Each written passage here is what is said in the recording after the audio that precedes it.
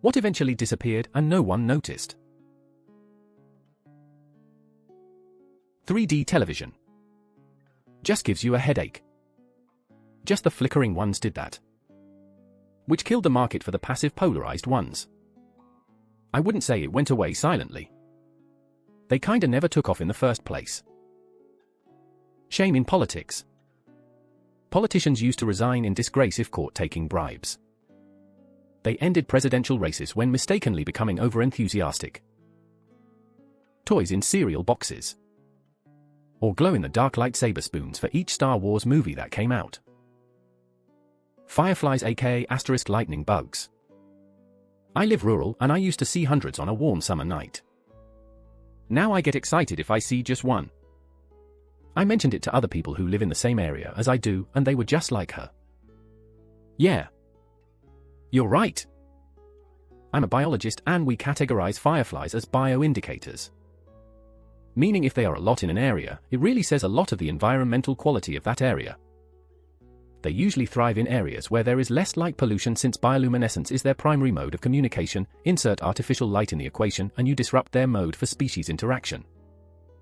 I live in a rural area with a large field across from my house and behind my house. I swear every June we get thousands of fireflies that dance in the fields all night.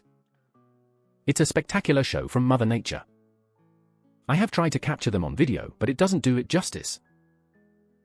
My favorite illegal streaming websites. Just Google Online Movies 2023, but replace the movies with its translation in another language, preferably Eastern European. Oh, and make sure you have an ad blocker. I miss you, Kiss Anime.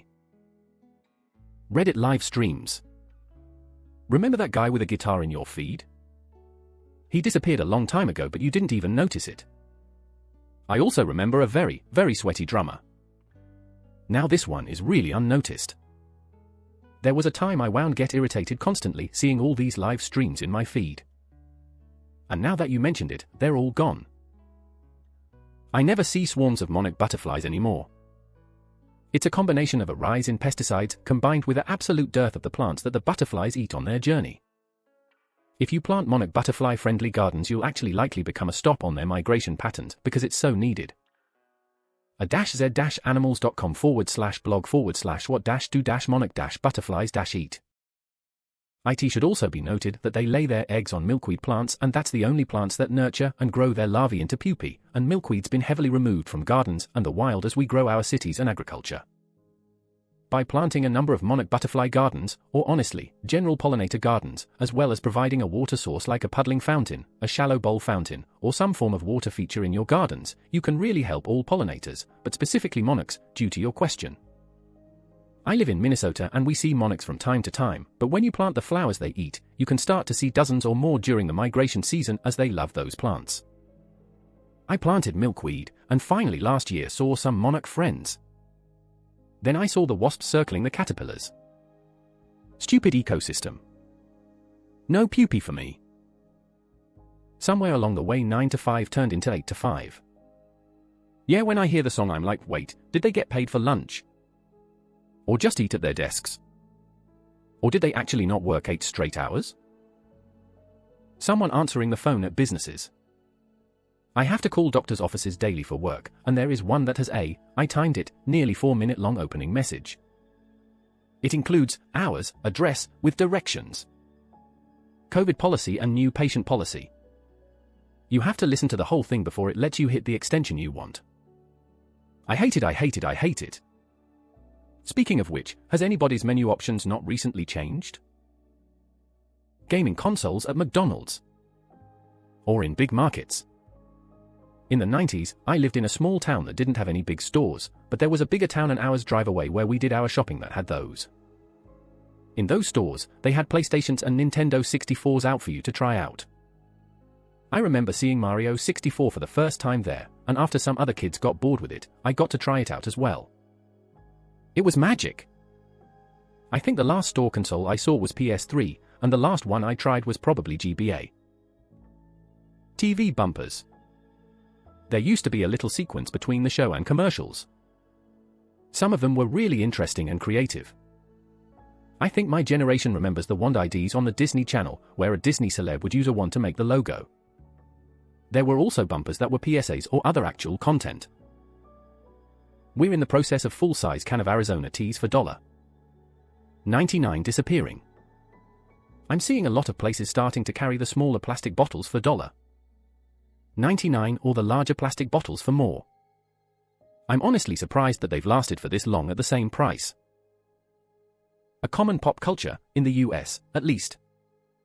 Until at least the 80s, most people watched the same TV show, saw the same movies, listened to the same music, could recite the same commercial slogans or jingles, bought into the same fads. I don't know when it happened, but now we are all siloed into highly specific subcultures.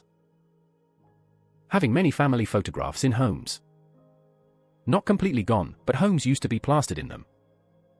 The only times I really notice them is in homes of older people. Got my wife a digital photo frame for the living room. It has all our family photos rotating with a focus on vacations and adventures.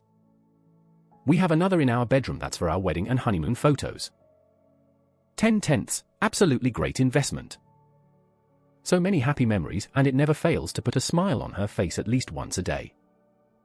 For parties, we'll purposefully change the photo sets to include anyone who's visiting to see if they catch it. Including brand new photos we took at the current party. It's cute and low-key hilarious when they realize the photo is 5 minutes old. Being able to buy software products etc. without needing a monthly subscription for fucking everything. The foil wrapper on chocolate bars. Corporate pensions. 30 years ago, it was a standard benefit. 401ks turned out to be an excuse for corporations to junk pensions. Girls Gone Wild. Or maybe it's just because I don't really watch Comedy Central anymore. Apparently the girls have settled down. Those god-awful Chevy commercials with the real people, not actors. One day, I realized I hadn't seen one in a while and it was almost as if they'd never existed. Except I knew they had. Man, I hated those damn things. Plasma TVs. I had one and it died after we all watched an intervention marathon during COVID. TV repair shops, now that you mention it. It used to be a guy behind a counter with electronic guts all over the place. He'd give you a ticket and you had to listen to the radio for a week or two. Tayo Cruz. Privacy in your daily life. That Ghislaine Maxwell case. It's actually so insane to me that everyone was screaming save the children and then eventually no one cared anymore.